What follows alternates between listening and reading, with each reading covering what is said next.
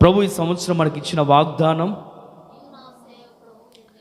నీవు నా సేవకుడవు, నేను నిన్ను మర్చిపోజాలను. నేను నిన్ను మర్చిపోజాలను. నీవు నా సేవకుడవు, నేను నిన్ను మరిచిపోజాలను. ఆయన మనం మర్చిపోయేటువంటి దేవుడు కాదు ఆయన. మరో చోట ఉంటుంది, యెహోవా మమ్మను మర్చిపోలేదు, ఆయన మమ్మల్ని ఆశీర్వదించను అంటాడు. ఆయన ఎవరిని మర్చిపోడు. బైబిల్లో మనం చూసినట్లయితే మర్చిపోను అని చెప్పిన ఆ దేవుడు ఎవరిని ఎరిగి ఉంటాడైనా, ఎవరిని ఎరిగి ఉంటాడైనా. బైబిల్లో మనందరూ తెలిసినటువంటి ఉపమానం ఏంటయ్యా అంటే, కొందరు వచ్చి శిష్యులు వచ్చి అంటారు, అయ్యా నీ నామం బట్టి మేము దయ్యములను వెళ్ళగొట్టితిమి, నీ నామం బట్టి మేము అద్భుతాలు చేస్తామయ్యా, నీ నామం బట్టి నీ పేరెంట్ బట్టి మేము అనేకమైన కార్యాలు చేస్తాము అన్నప్పుడు యేసు ప్రభువు వారు అంటాడు, మీరెవరో నేను ఎరుగను. చదువుతారు మాట ఒకసారి. మత్తయి సువార్తమానం 7వ అధ్యాయము 22వ వాక్యాన్ని చదువుకుందాం. మత్తయి సువార్త 7వ అధ్యాయము 22వ వాక్యం. చూచి నీ నామమున ప్రవచింపలేదా,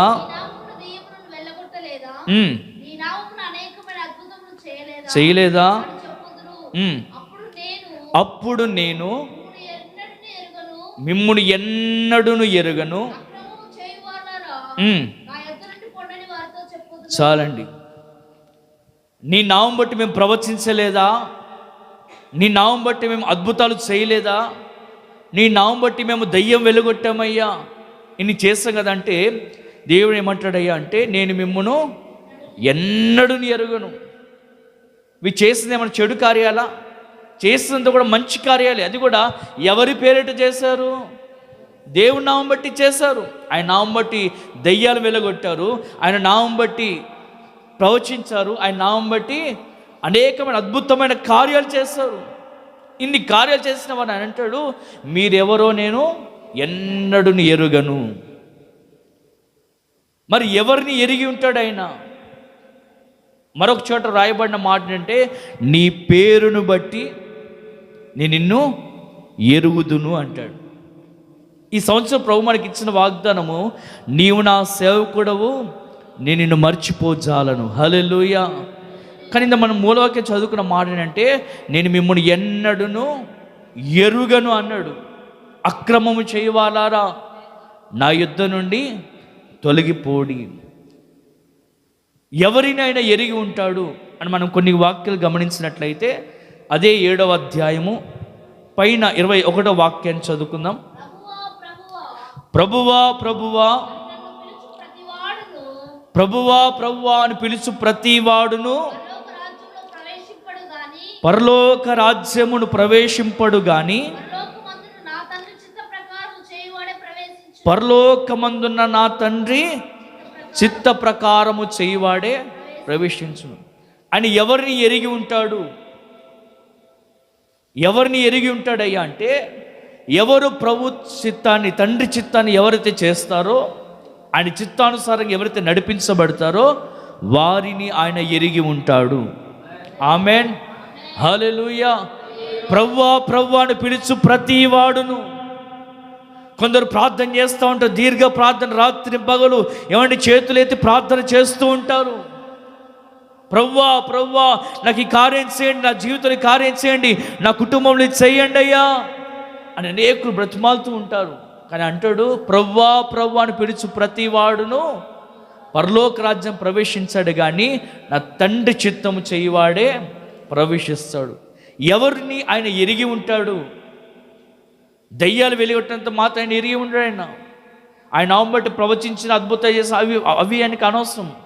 ఎవరిని ఆయన ఎరిగి ఉంటాడయ్యా అంటే, ఆయన చిత్తాన్ని, తండ్రి చిత్తాన్ని ఎవరైతే నెరవేరుస్తారో, తండ్రి చిత్తానుసారంగా ఎవరైతే నడిపించబడతారో, తండ్రి చిత్తాన్ని ఎవరైతే జరిగిస్తారో వారిని ఆయన ఎరిగి ఉంటాడు. ఏమిటి ఆయన చిత్తము? బైబిల్లో వ్రాయబడిన మాట, లోకము దాని ఆశలు గతించిపోతాయి కానీ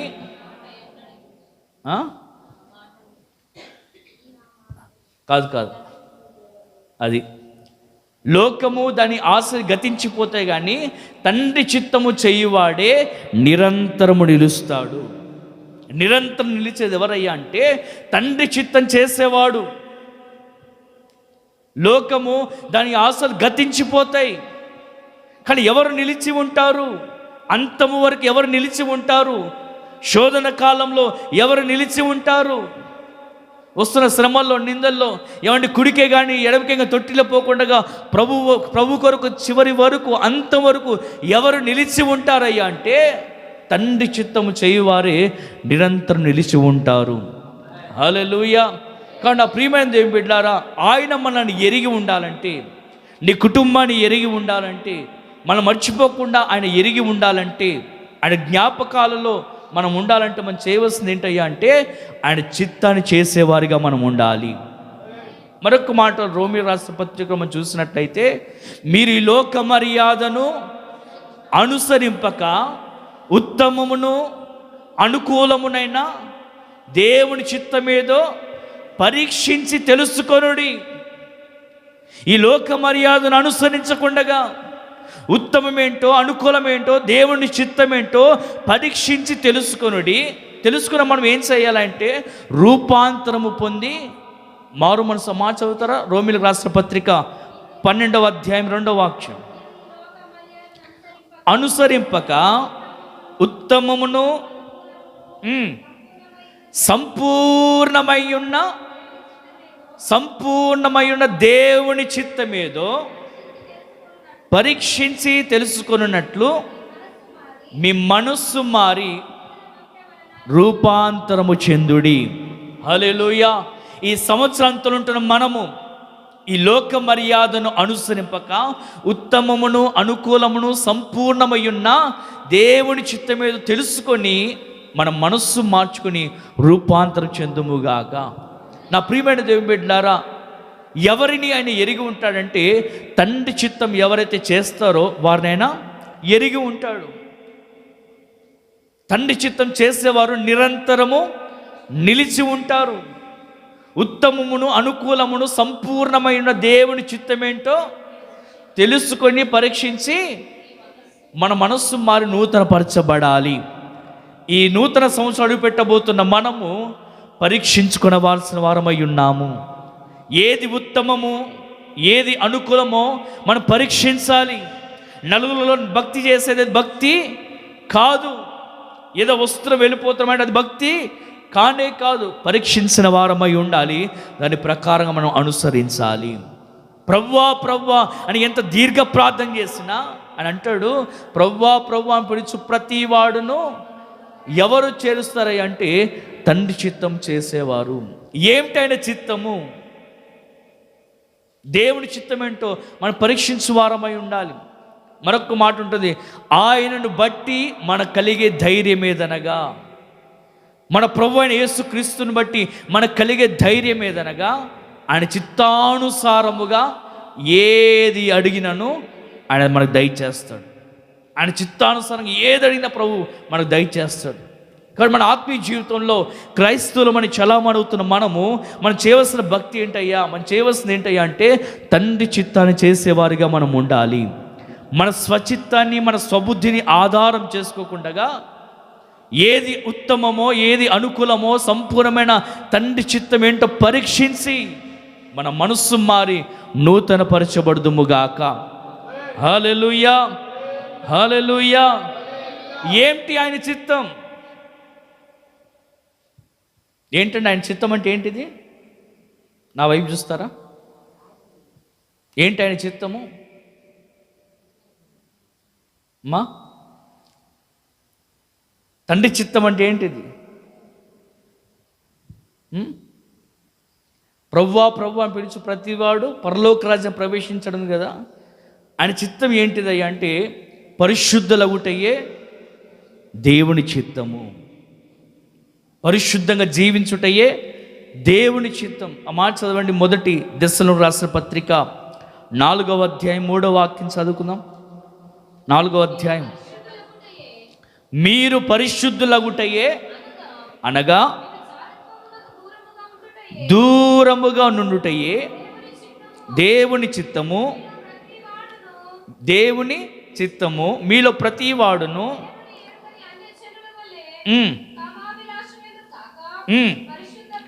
పరిశుద్ధత యందును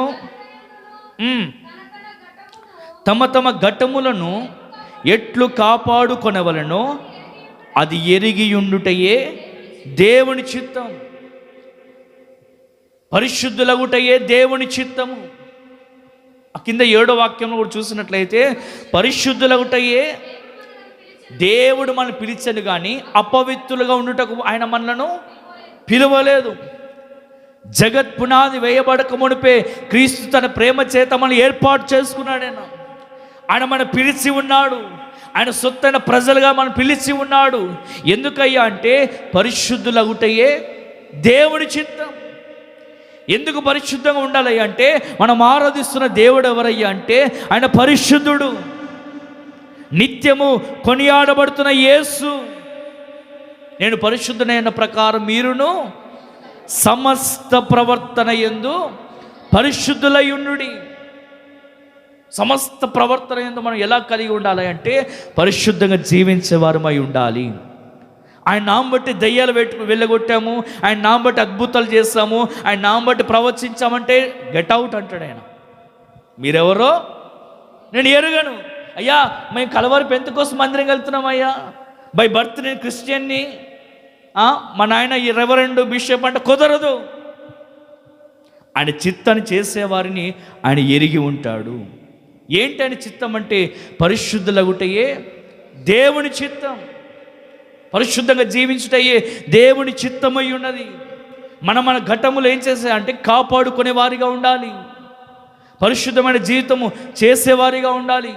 అందుకే మనం పిలిచాడు, కానీ అపవిత్రులుగా ఉండటకు ఆయన మనలను పిలవలేదు. సమస్త ప్రవర్తన యందు మనం పరిశుద్ధంగా జీవించుదుముగాక. చూడండి, యోసేపు జీవితం మనం చూసినట్లయితే యోసేపు చరిత్ర మనందరూ తెలుసు కదా. అతను ఎంతగానో పరిశుద్ధతను కాపాడుకునే వ్యక్తి. తమ తమ ఘటములను కాపాడుకోమని. ఎందుకు ఘటం అనగా ఏంటి? ఘటం అంటే ఏంటిది? శరీరం. యోసేపు కూడా తన యొక్క జీవితంలో తన చరిత్రను చూసినట్లయితే తన పరిశుద్ధతను ఎంతో కాపాడుకున్నాడు. పాపమే అతని దగ్గరకు వచ్చినప్పుడు కూడా అతను ఏం చేశాడంటే అక్కడి నుంచి పారిపోయాడు. దేవుని యందు భయభక్తులు కలిగి. నా ప్రియమైన దేవుని బిడ్డలారా, కడవరి దినాలు ఉంటున్న మనము పరిశుద్ధంగా జీవించుదుముగాక. ఆయన చిత్తాన్ని చేసేవారిగా మనం ముందుముగాక. పరిశుద్ధమైన ప్రవర్తన కలిగి జీవించుదుముగాక. నేను పరిశుద్ధులైన ప్రకారము మీరును సమస్త ప్రవర్తన యందు పరిశుద్ధులైనడి. మరొక మాట ఉంటుంది, అందరితోనూ సమాధానమును. అదే సగం మింగేస్తాం మనం. అందరితోనూ సమాధానమును. ఇంత క్లారిటీ ఇస్తున్నా కదండి. అందరితోనూ సమాధానమును, సమాధానమును, సమాధానమును పరిశుద్ధతయు కలిగి ఉండుటకు ప్రయత్నించుడి. ట్రై చేయండి. దేనికో ట్రై చేయమన్నాడు? అద్భుతాలు చేయడానికి ట్రై చేయమంటలేదు అక్కడ. ప్రవచించడానికి ట్రై చేయండి అంటలేదు అక్కడ. దేనికో ట్రై చేయమన్నాడు అక్కడ. హెబ్రీయుల రాష్ట్ర పత్రికన అందరితోనూ సమాధానమును పరిశుద్ధతయు కలిగి ఉండుటకు 12వ అధ్యాయం 14వ వాక్యం. అందరితోనూ, మనుషులందరితోనూ, సంఘంలోనందరితోనూ, సేవకులందరితోనూ సమాధానమును పరిశుద్ధతయు కలిగి ఉండుటకు ప్రయత్నించుడి. పరిశుద్ధత లేకుండగా ఎవడును ప్రభువును చూడడు. కాబట్టి నా ప్రియమైన దేవుని బిడ్డారా, ఏమిటి దేవుని చిత్తం అంటే పరిశుద్ధులగుటయే దేవుని చిత్తం. అందుకే మనం పిలువబడ్డాం. ఏ యోగ్యత లేని మనల్ని ప్రభు మనల్ని ఏం చేశాడంటే ఏర్పాటు చేసుకున్నాడు, మనం పిలిచి ఉన్నాడు. ఇంకా అనేకులు లేని ధన్యత, అనేకులు లేని భాగ్యాన్ని నీకు నాకు మనందరికీ ప్రభు అనుగ్రహించి ఉన్నాడు. కానీ మనం ఏం చేయాలంటే ప్రభు రాకడ పర్యంతం వరకు ఎలా జీవించాలి, దేని కొరకు ప్రయత్నం చేయాలంటే పరిశుద్ధత కలిగి జీవించడానికి మనం ప్రయత్నం చేయుదుముగాక, అలాగూ మనం జీవించుదుముగాక. రెండవదిగా దేవుని చిత్తం అంటే ఏంటయ్యా అంటే కృతజ్ఞతాస్తుతులు చెల్లించుటయే దేవుని చిత్తం. చూడండి మాట, మొదటి దశలను రాసిన పత్రిక 5వ అధ్యాయం 16వ వాక్యం. ప్రతి విషయమునందును అమ్మా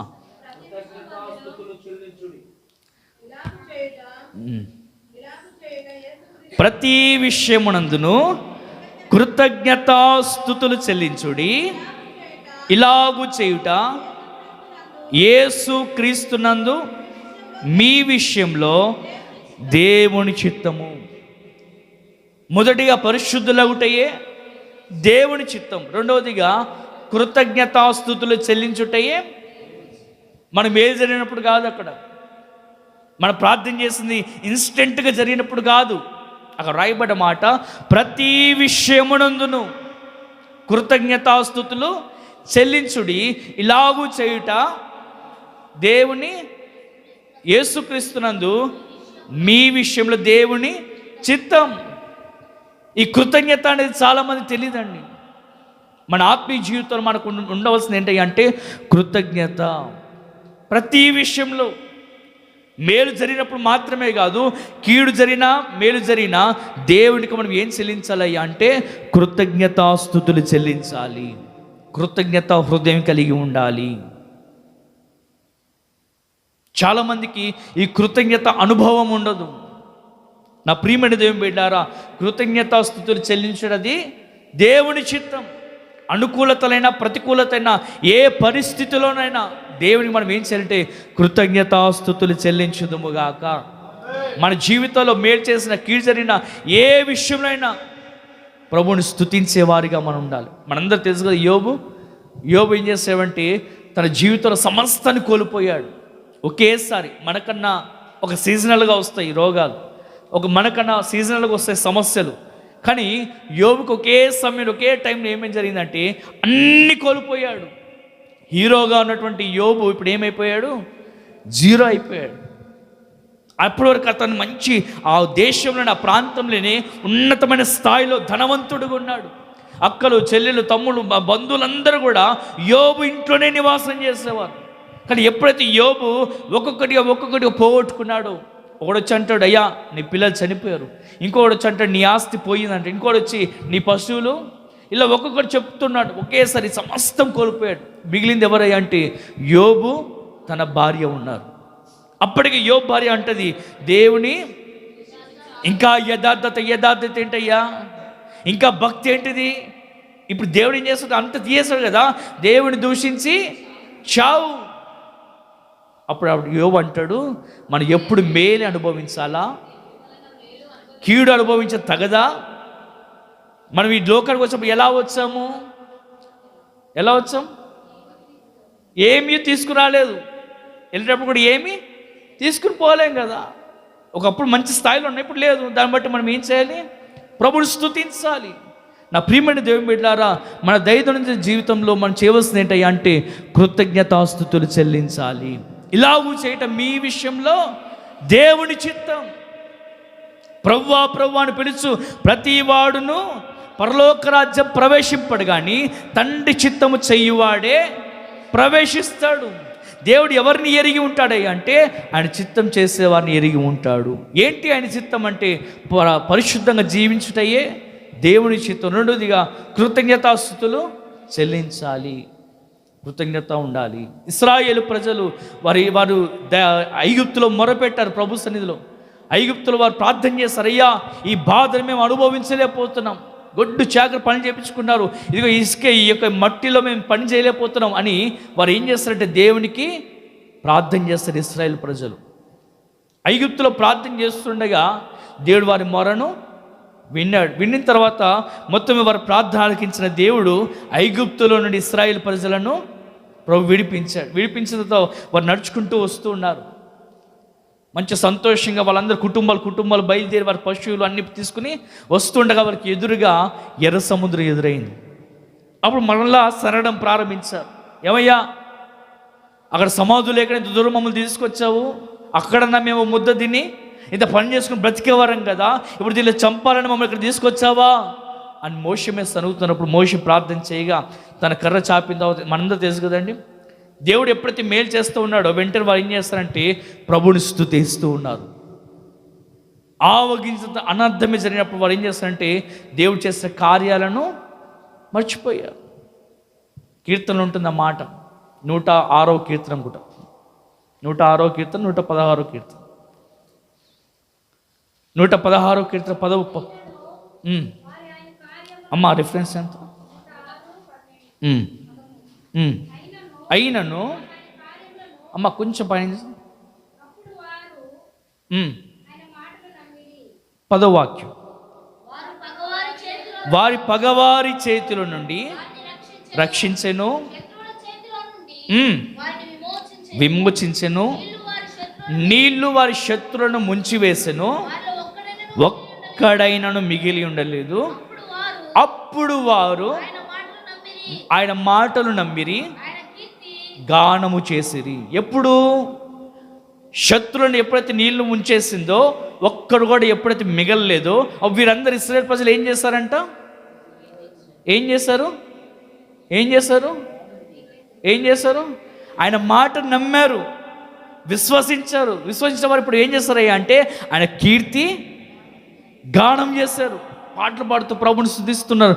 గొప్ప దేవుడవని, శక్తి సంపన్నుడని, గలమెత్తి నిన్ను నేను అని పాడుతూ ప్రభుని స్తుతించారు. వెంటనే కింద 13వ వాక్యంలో రాయబడిన మాట ఏంటి అంటే అయినను వారు ఆయన కార్యములను వెంటనే మర్చిపోయారు. కీర్తి గానం చేసిన వారు, ప్రసిద్ధి చేసిన వారు వెంటనే 13వ వాక్యం వచ్చేసరికి వాళ్ళు ఏమైపోయారు? మర్చిపోయారు. వారు విడిపించింది మర్చిపోయారు, ఎర్ర సముద్రం దాటించింది మర్చిపోయారు. ఏమంటే శత్రువులు ఒక్కడు కూడా మిగలకుండగా ప్రభువుని చంపి ఇదంతా మర్చిపోయి ఇప్పుడు ఏం చేస్తారంటే విచ్చలవిడిగా ఉన్నారు. నా ప్రియమైన దేవుడు చాలామంది కూడా ఈ దినాన్న సంఘాన్ని నడిపించబడుతూ సత్యాలు ఉపదేశాలు వింటూ సంఘము ద్వారా సేవకుల ద్వారా ఏమంటే మేలు పొందుకొని ఆశీర్వదించబడి ఒక స్థాయికి వచ్చిన తర్వాత ఆ మేలును ఏమైపోతున్నారు? అప్పుడే కాదు, వీళ్ళు ఏం చేస్తారు? 12వ వాక్యంలో ఆయన కీర్తి గానం చేస్తారు. మనం కూడా ఏం చేస్తాం? చిన్న కూటమి పెట్టుకుని ఇంత పలవ చేసి చిన్న ప్రార్థన పెట్టుకుని అయిపోయి నెక్స్ట్ మర్చిపోతాం.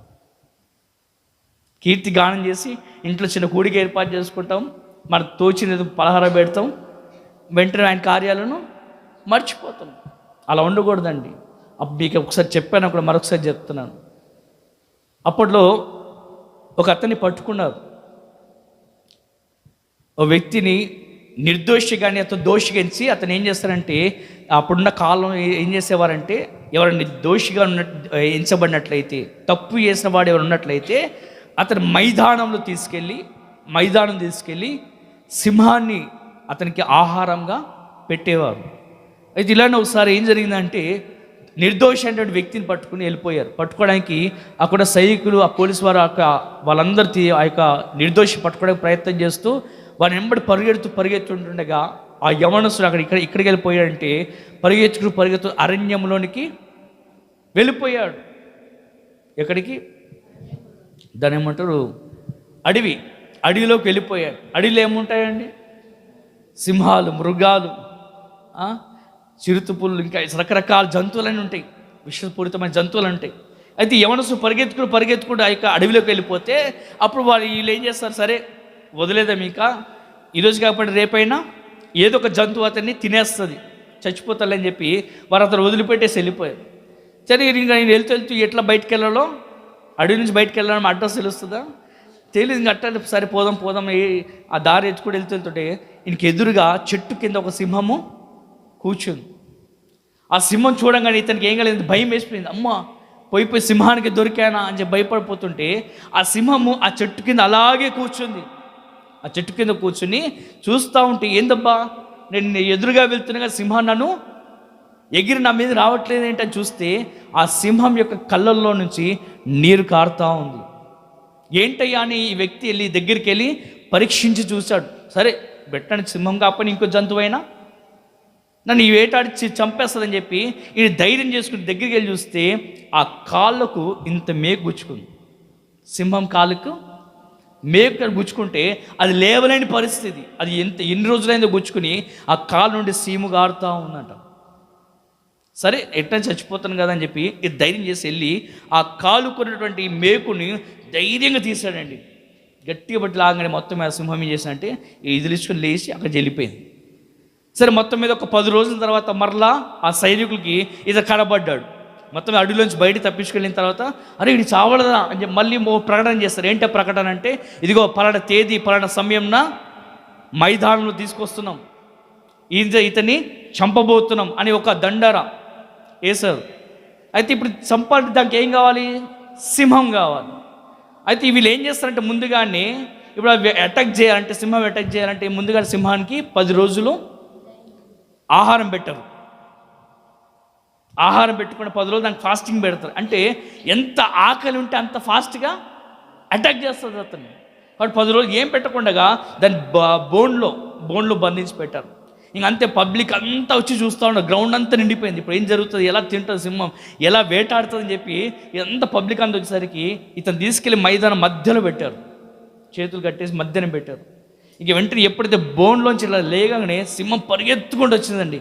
అప్పటికి ఎన్నో లేదు ఆహారం, దానికి 10 రోజులు ఆహారం లేకపోయేసరికి పరిగెత్తుకుని వచ్చింది. ఎంత స్పీడ్గా వచ్చిందో అంత స్పీడ్ ఆగిపోయింది. అక్కడ ఆగిపోయి వెంటనే చూడగానే ఆ సింహము అతను గుర్తుపట్టింది. ఎవరిని? ఆ వ్యక్తిని గుర్తుపట్టి వెంటనే ఆకలి ఉంది, 10 రోజులు తినలేదు. కానీ ఇప్పుడు సింహం ఏం చేస్తుందంటే అతను వేటాడకుండా తినకుండా అలాగే మోకరించి చూస్తూ ఉంది. గ్రౌండ్లో ఉన్న మైదానం దగ్గర షాక్, ఏంటి సింహం ఏం చేయలేకపోతుంది, ఇప్పుడే 10 రోజులు అయిపోయాం కానీ చూస్తే ఆ సింహము ఆ రోజుని జ్ఞాపకం చేసుకుంది. ఆ రోజు నా కాళ్ళకు మేకుంటే ఈ వ్యక్తి నాకు తీశాడు కదా, ఆ బాధలను తప్పించాడు కదా అని చెప్పి ఆ సింహం ఏం చేస్తుందంటే అతను తినకుండా ఆగిపోయిందండి. అది ఇప్పుడు సింహం ఏం చేసిందంటే కృతజ్ఞత కలిగి ఉంది. అతని పట్ల కృతజ్ఞత కలిగి ఉంది. అది ఎవరు? అడవికి రాజు, ఒక మృగం. అది దానికి దయ ఉంటుందా, కనికరం ఉంటుందా? ఏముండదు. కానీ ఆ రోజు చేసిన మేలుని ఈ సింహం ఏం చేస్తుందంటే కృతజ్ఞత కలిగి ఆ రోజు నన్ను కాపాడాడు కదా, నా బాధ కన్నీటి విడుదల దయచేస్తాడు అని చెప్పి ఆ వ్యక్తిని తినకుండా అలాగే మౌనం అయిపోయింది. ఒక మృగానికి కృతజ్ఞత కలిగి ఉంటే మరి మనుషులుగా మనకు ఉందా కృతజ్ఞత? సంఘం పట్ల కృతజ్ఞత ఉందా? దేవుని పట్ల మన కృతజ్ఞత ఉందా? నా ప్రియమైన దేవుని బిడ్డలారా, కృతజ్ఞత అనేది చాలా అవసరమే ఉంది మన జీవితానికి. ఇలానే 10 మంది కుష్ఠరోగులు దేవుని దగ్గరకు వస్తే దేవుడు అంటే మీరు వెళ్ళి యాజకుడి కనపరచుకోండి అంటాడు. మొత్తం వీళ్ళు 10 మంది బయలుదేరి వెళ్తున్నారు కుష్ఠవ్యాధితో. వెళ్తుండగానే మార్గం మధ్యలోనే వారికి ఏం కలిగింది? స్వస్థత అయిపోయింది. వాళ్ళ శరీరము చిన్న పిల్లల వల్లే కుష్ఠంతా పోయి మంచి మృదువైన శరీరం, చిన్న పిల్లలు ఎంత మృదువుగా ఉంటుందో అలా సాఫ్ట్గా అయిపోయి మంచిగా అయిపోగానే ఆ 10 మందిలో 9 మంది ఏం చేశారు? అబ్బా మంచిగా అయిపోయింది, ఇక మనం ఇంకా ఆడిందే ఆట అనుకుంటే వెళ్ళిపోయారు అక్కడి నుంచి. కానీ అందులో ఒకడు ఉన్నాడు. అందులో ఒకడు ఏం చేస్తాడంటే తిరిగి దేవుని దగ్గరకు వచ్చాడు. తిరిగి మళ్ళీ దేవుని దగ్గరకు వచ్చి, అయ్యా నువ్వు చేసిన మేలుని బట్టి కృతజ్ఞతాస్తుతులు అని చెప్పి ప్రభువుని స్తుతిస్తూ, అయ్యా నాకు చదవమ్మా. గొప్ప శబ్దముతో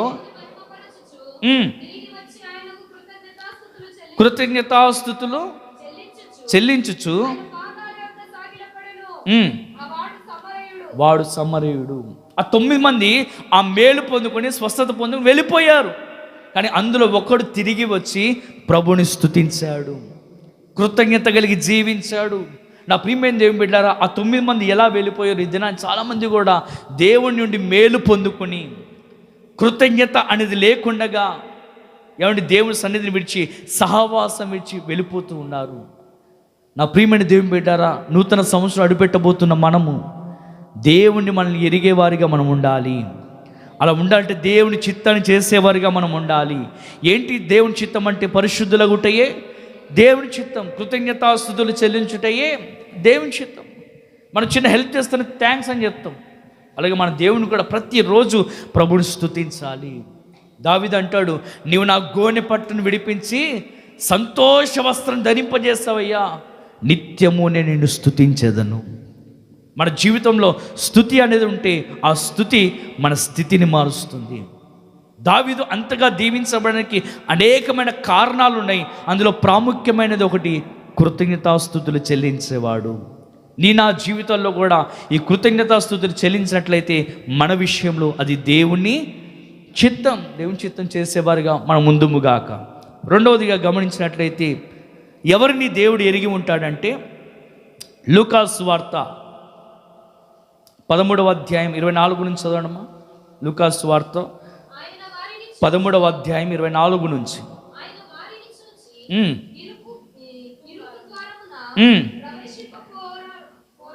పోరాడుడి జూతురు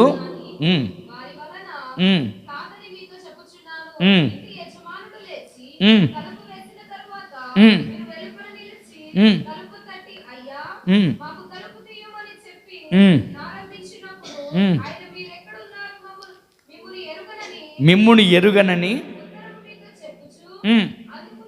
అందుకు మీరు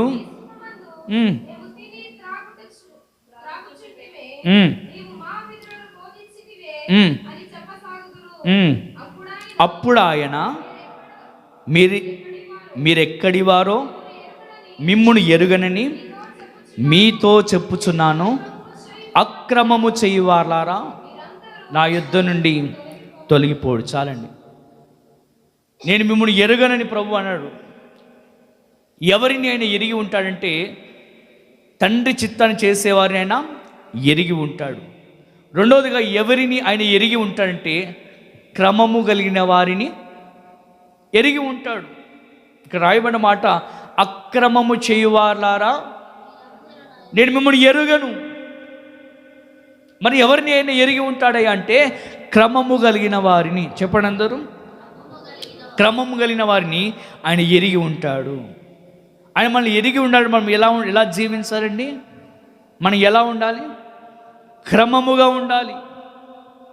క్రమము లేనిది యావత్తును అక్రమము చేయువార్లారా నా యుద్ధ నుండి తొలగిపోడి. కనుక మనం ఎలా ఉండాలి అంటే, క్రమమైన పద్ధతిలో ఉండాలి, క్రమముగా జీవించాలి. సంఘానికంటూ కొన్ని క్రమాలు ఉంటాయి. ఆ క్రమానికి మనము లోబడాలి. ఆ క్రమానికి మనం విధేయత చూపాలి. నడిపింపు ఉంటుంది సంఘంలో, ఆ నడిపింపుకు మనము లోబడాలి. క్రమం లేనిది యావత్తు అక్రమం ఉంటుంది. కనుక ప్రభు సన్నిధికి నడిపించబడుతున్న మనం ఎలా ఉండాలంటే, క్రమము కలిగి జీవించాలి, క్రమమైన పద్ధతిలో ఉండాలి. బైబిల్లో చిన్నవి 4 కలవు, చిన్నవి జీవులు 4 కలవు. అందులో ఒకటి చీమ, కుందేలు, మిడతలు, ఇంకోటి బల్లి.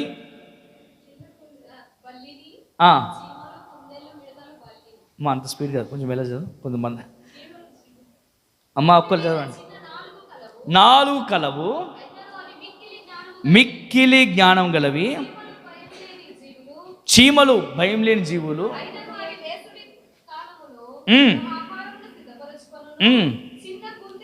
చిన్న కుందేలు జీవులు,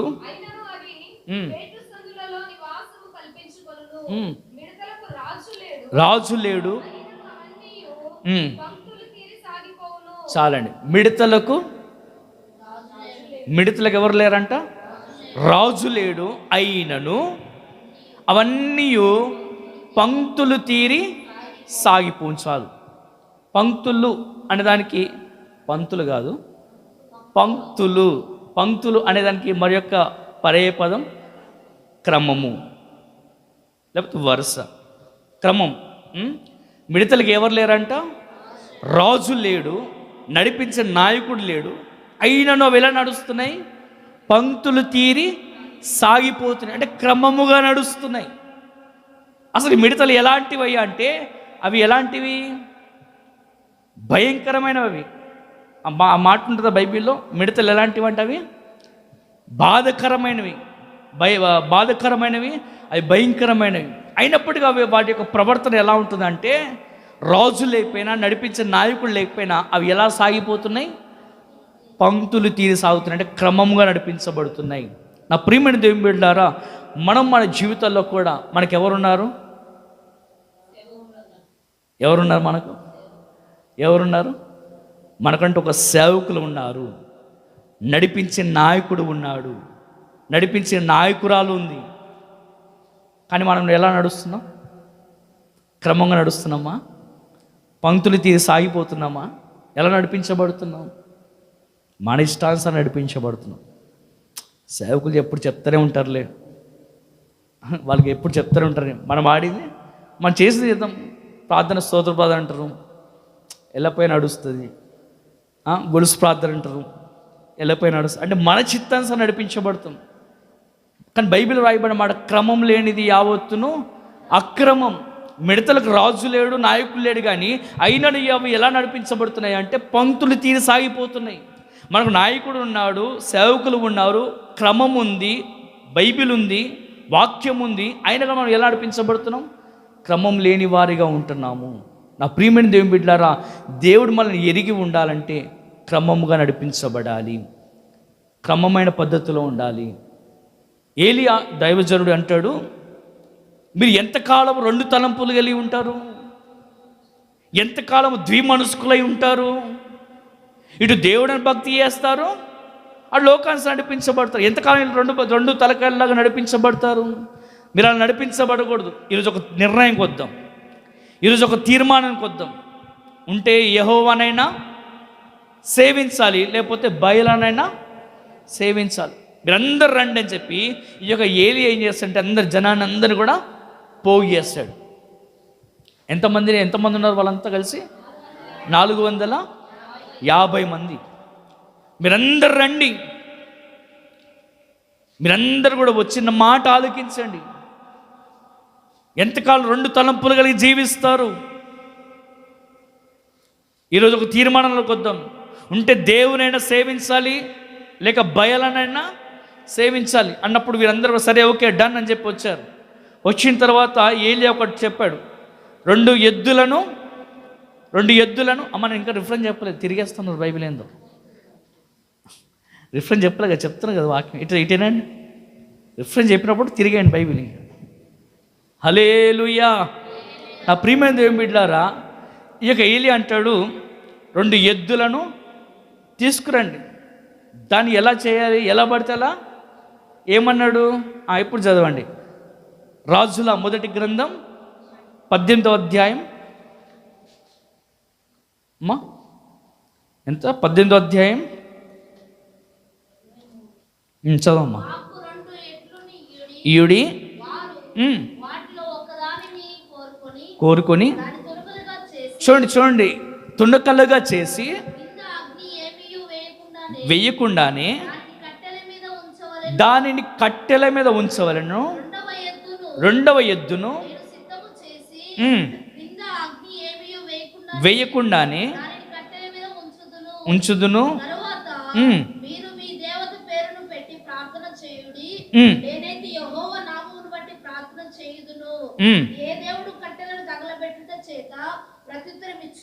ఆయన దేవుడు నిశ్చయించుదుము. వెంటనే ఏలియా మరలా జనులతో చెప్పగా జనులందరూ ఆ మాట మంచుకొని ప్రత్యుత్తరం ఇచ్చిరి. క్రమక్రమముగా కట్టెలను పేర్చుండ్రు. 33వ వాక్యం, 32 చదవమా. 32వ వాక్యం చదవమా. ఆ రాళ్ళ చేత యెహోవా బలిపీఠం కట్టించి దాని చుట్టూ 2 మాణికల గింజలు త్రవ్వించి కట్టెలను ఎలా పేర్చారంట? బలిచ్చేదానికి, అగ్ని తీయడానికి అవసరమా క్రమం మళ్ళీ? కానీ దానికంటే ఒక ప్రాసెస్ ఉంది. కట్టెలు ఎలా పేర్చారంట? క్రమముగా పేర్చి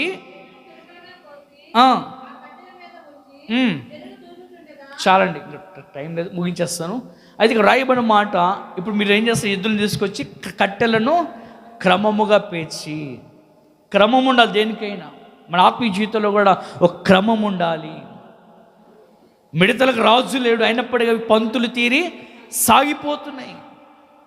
మన దేవుని ఆరాధిస్తున్నాం. మనము బైబిల్ అంటే తెలుసు, వాక్యం తెలుసు, మనకు సేవకులు మనకు ఉన్నారు. అయినప్పటికీ మనం ఎలా నడిపించబడుతున్నాం అంటే మన ఇష్టానుసారం నడిపించబడుతున్నాం.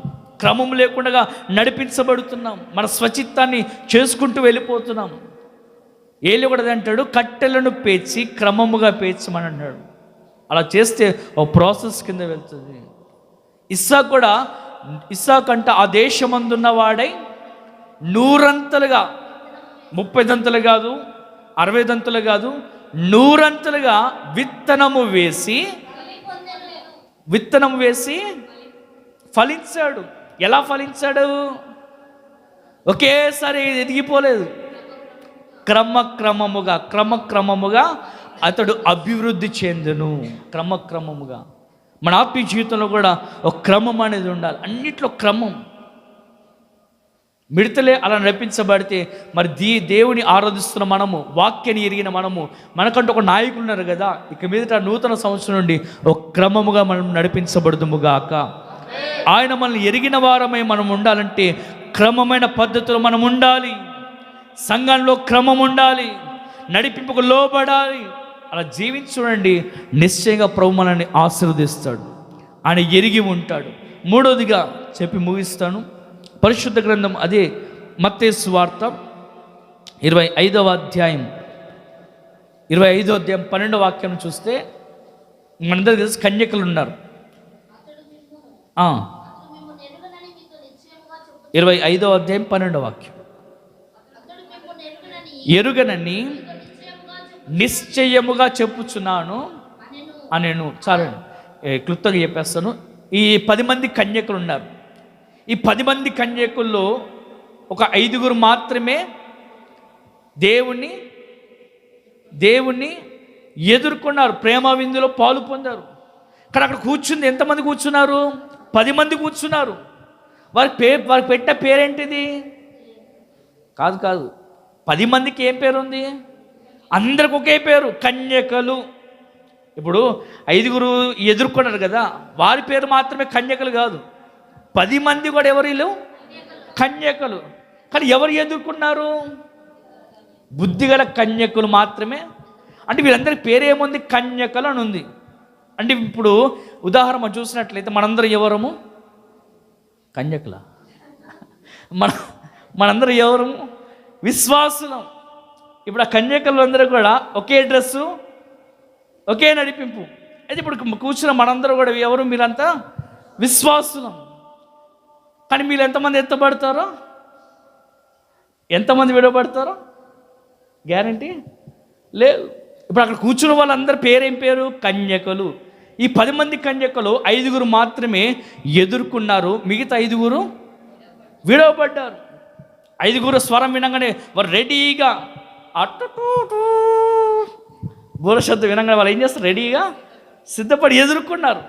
కానీ మిగతా 5 మాత్రము చూద్దాంలే, డానియల్ అంటాడు, చూద్దాంలే, చేద్దాంలే అన్నట్టుగా ఉంటారు కదా, అలా ఉంటారు. అలా ఉండకుండా మనం ఏం చేయాలంటే ఓ సిద్ధపాటు కలిగి ఉండాలి.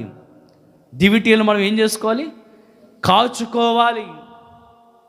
మన హృదయాన్ని మనము కాచుకోవాలి. క్రైస్తవులు మనం చలామణి అయితే సరిపోదు, కానీ మనం కాచుకునే వారిగా ఉండాలి. అపవాదైన సాతాను గర్జించు సింహాలు ఎవరిని మింగుదాన్ని తిరుగుతున్న ఈ కడవరి దినాల్లో మన భక్తిని, మన హృదయాన్ని కాచుకునే వారిగా ఉండాలి. ఒక సిద్ధపాటు కలిగి ఉండాలి. ఆయన స్వరము వినేవారిగా మనం ఉండాలి. ఈ 5 అండి, ఆ 5 రెడీగా ఉన్నారు. మిగతా 5 ఏమో నిర్లక్ష్యంగా ఉన్నారు, అశ్రద్ధగా ఉన్నారు. కాబట్టి కాచుకోలేకపోయారు. స్వరం వినగానే మీరు ఏం చేస్తారు? 5 వెంటనే ఎదుర్కొన్నారు. తలుపులు ఏమైపోయి మూయబడ్డాయి. రాజా తీ, అయ్యా తీ, తండ్రి తీ అంటే తీసాడా? మీరెవరో నేను ఎరుగను అన్నాడు. నా ప్రియమైన దేవుని బిడ్డారా, మూడోదిగా ఆయన ఎవరిని ఎరిగి ఉంటాడంటే సిద్ధపాటు కలిగిన వారిని ఎరిగి ఉంటాడు. మన ఆత్మీయ జీవితంలో ఒక సిద్ధపాటు ఉండాలి. ప్రయాణాలంటే మనం ఏం కలిగి ఉంటాం? సిద్ధపాటు కలిగి ఉంటాం. మేము కూడా మన ప్రయాణం అంటే మేము గంటన్నర ముందు వచ్చేసాం స్టేషన్కి. తీరా ట్రైన్ చూస్తే ఎప్పుడు వచ్చింది? మధ్యరాత్రి 1 గంటకు వచ్చింది. మన ఆత్మీయ జీవితం, మన ప్రయాణాలైనా పెళ్ళిళ్ళైనా ముందుగా మనం ఏం చేస్తామండి? ఏదైనా ఇల్లు కట్టాలంటే సిద్ధపాటు, వివాహం చేయాలంటే సిద్ధపాటు, అన్నిటికీ సిద్ధపాటు ఉంటాయి. కానీ ఆత్మీయతలో మాత్రం మనము సిద్ధపాటు ఉండం. నా ప్రియమైన దేవుని బిడ్డారా, ఆయన మనల్ని ఎరిగి ఉండాలంటే సిద్ధపాటు కలిగి ఉండాలి. నేను చెప్పాను కదా, చిన్న జీవుల్లో ఒకటి చీమ ఉంది. సామెతల గ్రంథం ఉంటుంది కదా, చీమ ఏం చేస్తుందంట? చీమ ఏం చేస్తుంది? వేసవిలోనే తమ ఆహారాన్ని సిద్ధపరుచుకుంటుంది. అసలు చీమ యొక్క లైఫ్ లాంగ్, చీమ యొక్క లైఫ్ ఎన్ని రోజులు? దాని జీవితం ఎన్ని రోజులు? చీమ జీవితం ఎన్ని రోజులు? ఎన్ని డేస్ బతుకుతుంది చీమ? ఎన్ని డేస్ బతుకుతుంది? 90 రోజులు దాని జీవితం. చీమ 90 డేస్ బ్రతుకుతుంది. ఆ డేస్లో ఏం చేస్తుందంటే చీమ వేసవిలోనే ఆహారం రెడీ చేసుకుంటుంది. ఎందుకు? తర్వాత వచ్చేది ఏ కాలము? వర్షాకాలం. కాబట్టి తర్వాత మనకు ఆహారము దొరకని చెప్పి ముందుగానే వేసవిలోని ఆహారంతో కూడా సిద్ధం చేసుకుంటూ ఉంటుంది. అందుకే బైబిల్లో రాయబడిన మాట, సోమరి సీమల యొద్దకు వెళ్ళుము, వాటి నడతను కనిపెట్టి జ్ఞానము తెచ్చుకునుము. అది చీమ ఎంత ఉంటుంది చూపేయండి ఒకసారి. ఎంత ఉంటుంది దాని జ్ఞానము? దాని మెదడు ఎంత ఉంటుంది? ఇంకా చిన్నగా ఉంటుంది. కానీ 6 అడుగుల మనిషి అంట దాని దగ్గరికి వెళ్ళి ఏం నేర్చుకోవాలంట? జ్ఞానం తెచ్చుకోను. దాని నడకను కనిపెట్టుకొని చూడు. ఎందుకు చూడమన్నాడే అంటే అది వేసవిలోని తమ ఆహారాన్ని సిద్ధం చేసుకుంటుంది. నా ప్రియమైన దేవుని బిడ్డలారా, మన ఆత్మీయ జీవితంలో కూడా ఒక సిద్ధపాటు కలిగి ఉండాలి. ఆయన నేడో రేపు రాబోతున్నాడు. ఆయన ఆర్భాటముతోడు ప్రధానదూత శబ్దముతోడు దేవుని బోరతో రాబోతున్నాడు. ఆయన రక్షణ పొందాను, బాప్తిసం తీసుకోవడానికి చాలంటే కుదరదు. పొందుకున్న రక్షణను అంతం వరకు కాపాడుకోవాలి. ఈ దినాలు చాలామంది క్రైస్తవులమని ఆత్మీయ జీవితాన్ని ప్రారంభించారే, కానీ చిన్న శోధనలు, శ్రమలు, నిందలు, అవమానాలు రాగానే చేసిన ప్రార్థన ఎవరిని కార్యం జరగకపోతే ఏమైపోతున్నారు? ఆత్మీయతలో నుండి, విశ్వాస జీవితం నుండి తొలగిపోతూ ఉన్నారు. రక్షణను కాపాడుకోలేని పరిస్థితి. అందుకే ప్రకటన గ్రంథంలో ఉంటుంది, నీకు కలిగిన దానిని, నువ్వు పొందుకున్న దానిని, నీకు కలిగిన దానిని గట్టిగా పట్టుకొనుము. మనం ఏం కలిగి ఉన్నాము? 3 అంతస్తుల బిల్డింగు, ఇంట్లో ఫ్రిడ్జు, టీవీ, ఇది కాదు. ఇవన్నీ లోకంలో ఉన్నటువంటివి, ఇవన్నీ క్షయమైపోయేవి. మనం ఏం కలిగి ఉన్నామంటే రక్షణను కలిగి ఉన్నాం, విశ్వాసాన్ని కలిగి ఉన్నాము, పరిశుద్ధాత్మను కలిగి ఉన్నాము. ఆయన యొక్క అమూల్యమైన రక్తమాంసంలో పాలు పొందుతున్నాం. భక్తిని, విశ్వాసాన్ని, రక్షణను అంతవరకు కాపాడుకొందుముగాక. కలిగిన దాన్ని మనం గట్టిగా పట్టుకొందుముగాక. హల్లెలూయా. ఈ దినాలు చాలామంది ఆత్మీయ జీవితంలో బాగానే ప్రారంభిస్తున్నారు, కానీ రాను ఏమైపోతుందంటే దిగజారిపోయే పరిస్థితి, వెనుకబడిపోయే పరిస్థితి. కనుక నా ప్రియమైన దేవుని బిడ్డారా, ఒక సిద్ధపాటు అనేది మనకు ఉండాలి. చీమలు చూడండి, అవి ముందుగానే సిద్ధపాటు చేసుకుంటున్నాయి. మనం కూడా ముందుగానే ఒక సిద్ధపాటు కలిగి ఉండాలి. వాగ్దానం చేస్తాడు కదా, ఇగో నేను త్వరగా వచ్చిచున్నా అని చెప్పాడు. ఆయన ఎప్పుడు వస్తాడో తెలియదు. కాబట్టి ఇప్పటి నుంచి మన ప్రాణ, ఆత్మ, దేహాన్ని పరిశుద్ధపరుచుకుంటూ ఆయన స్వరం వినడానికి మనమందరము సిద్ధపాటు కలిగి ఉందముగాక. ఆ బుద్ధిగల కన్యకలు ముందుగానే డ్యూటీలు కాచుకుంటూ ఉన్నారు. నా ప్రియుడు ఎప్పుడు వస్తాడని ఎదురు చూస్తూ ఉన్నారు. ఆయన రావడంతో వెంటనే వీరు ఎదుర్కొన్నారు. ఆ విందులో పాలు పొందారు. ద్వారాలు మూయబడ్డాయి. నా ప్రియమైన దేవుని బిడ్డారా, ఈ కడవర దినాలు ఉంటున్న మనం కూడా ఒక సిద్ధపాటు కలిగి ఉండాలి. దినములు చెడ్డవి గనక సమయాన్ని పోనివ్వకుండగా అజ్ఞానుల వలె కాక జ్ఞానం కలిగి నడుచుకోవాలి. ప్రభు మనకిచ్చిన కూటాలన్నింటిలో నమ్మకంగా పాలు పొందుతూ, ప్రార్థనలో, విశ్వాసంలో ఎదుగుతూ, వాక్యాన్ని వింటుండగా వాక్యానుసారంగా నడిపించబడుతూ మనం సరి చేసుకుంటూ ఒక సిద్ధపాటు మనమందరం కలిగి ఉందుముగాక. హల్లెలూయా. చివరి మాట చెప్పి ముగిస్తాను. చివరి మాట చదవండి. పరిశుద్ధ గ్రంథం బైబిల్లో నుంచి యోహాను సువార్త 10వ అధ్యాయం 15వ వాక్యం. యోహాను సువార్త 10వ అధ్యాయం 15వ వాక్యం.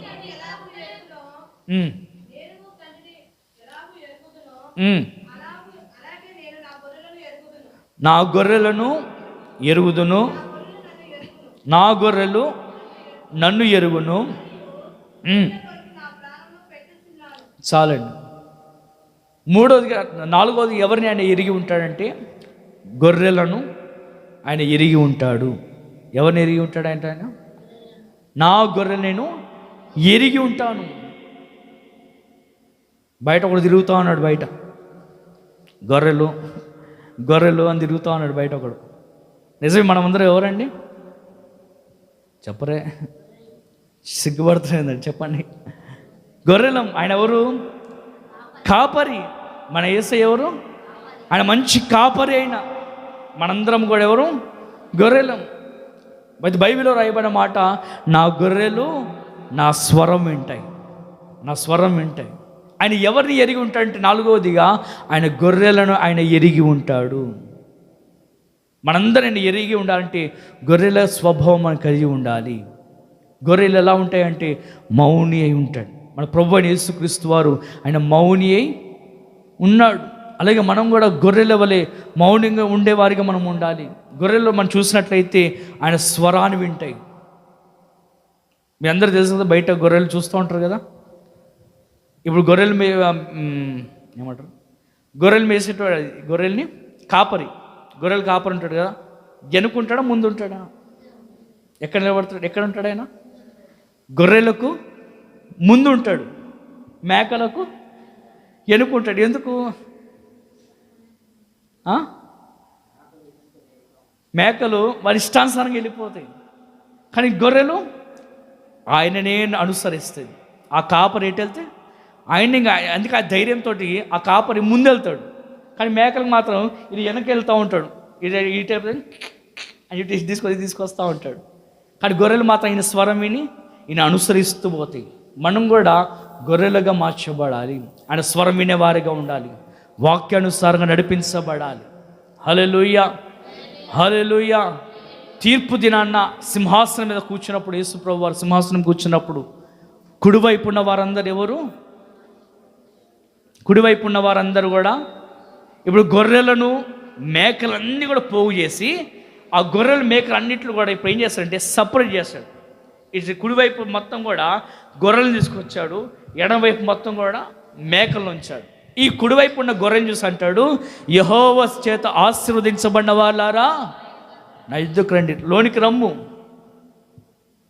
ఎందుకు రమ్మనంటే, నేను ఆకలి ఉన్నప్పుడు ఆహారం పెట్టారు, నేను వస్త్రహీనుడై ఉన్నప్పుడు నాకు వస్త్రాన్ని ఇచ్చారు, నేను దాహం ఉన్నప్పుడు మీరందరూ దాహాన్ని తీర్చారు. మీరందరూ ఎవరంటే నీతిమంతులు. గొర్రెలందరూ ఎవరు? నీతిమంతులు.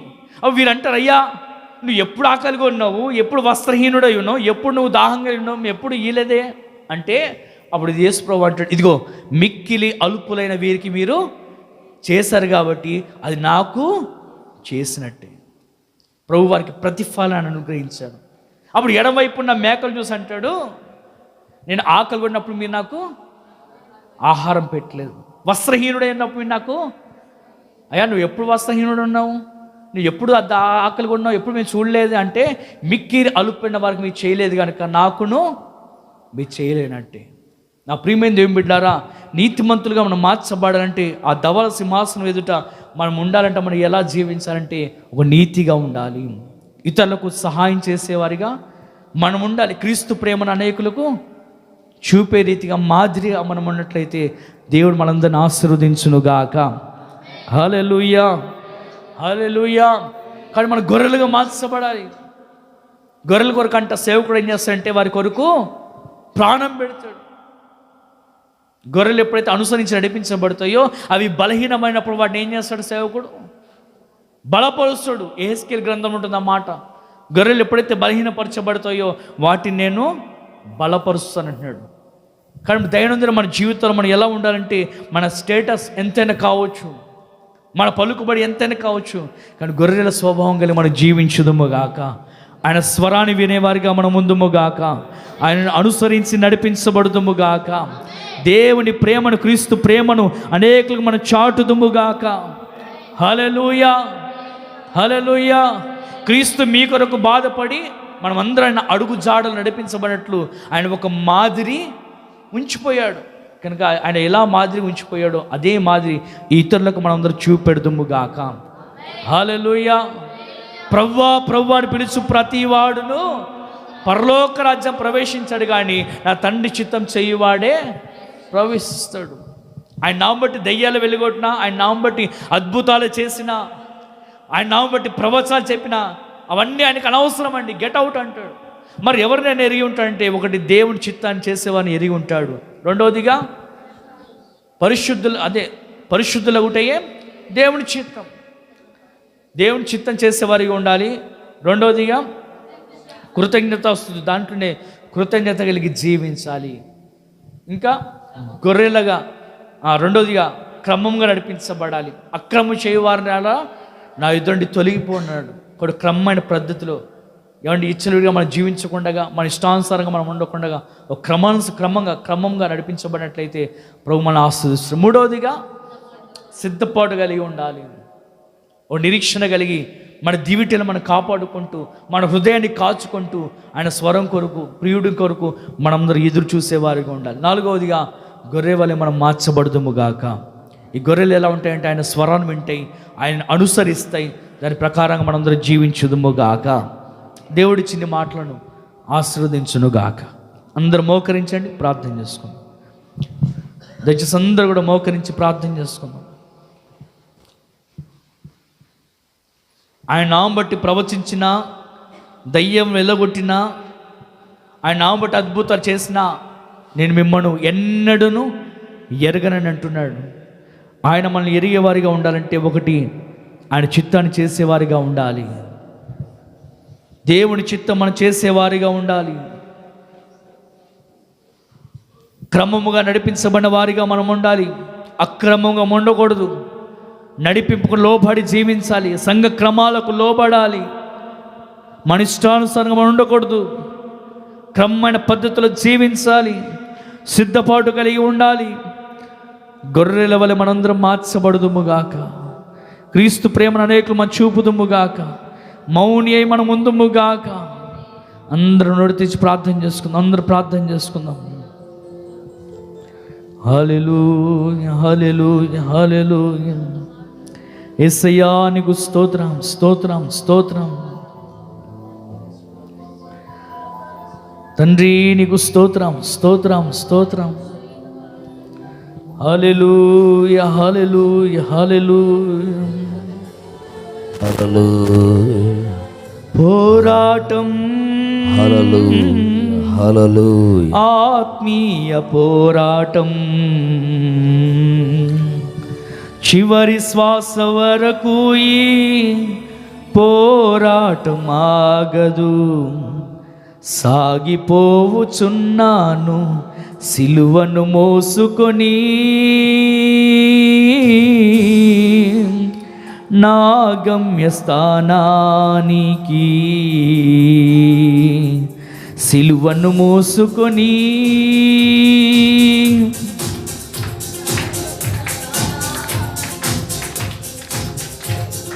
పోరాటం,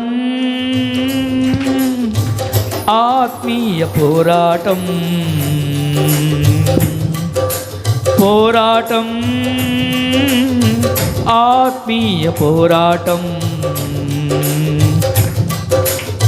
చివరి శ్వాస వరకు పోరాటమాగదు. హల్లెలూయా. సాగిపోవుచున్నాను సిలువను మోసుకొని, నా గమ్యస్థానానికి సిలువను మోసుకొని, నా గమ్యస్థానానికి నా యేసుతో కలిసి పోరాడుచున్నాను. అపజయమే ఎరుగని జయశీలుడాయన, నా యేసుతో కలిసి పోరాడుచున్నాను. అపజయమే ఎరుగని జయశీలుడాయన, నా యేసు కోరాకే సమర్పించుకున్నాను, సమర్పించుకున్నాను. ఆగిపోను నేను, సాగిపోవుచున్నాను. ఆగిపోను నేను, సాగిపోవుచున్నాను. ఆగిపోను నేను, సాగిపోవుచున్నాను. పోరాటం ప్రైజ్ ది లార్డ్. ఆత్మీయ పోరాటం చివరి శ్వాస వరకు ఈ పోరాటం ఆగదు. సాగిపోవుచున్నాను. సిలువను మోసుకొని నా గమ్య స్థానానికి సిలువ నా యేసు వెళ్ళిన మార్గము లేదని అవమానములైనా ఆవేదనలైనా నా యేసు వెళ్ళిన మార్గము లేనని అవమానములైనా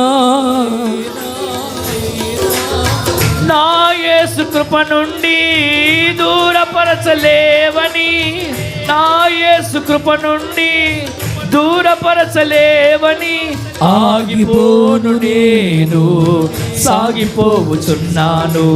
ఆగిపోను నేను, సాగిపోవుచున్నాను. పోరాటం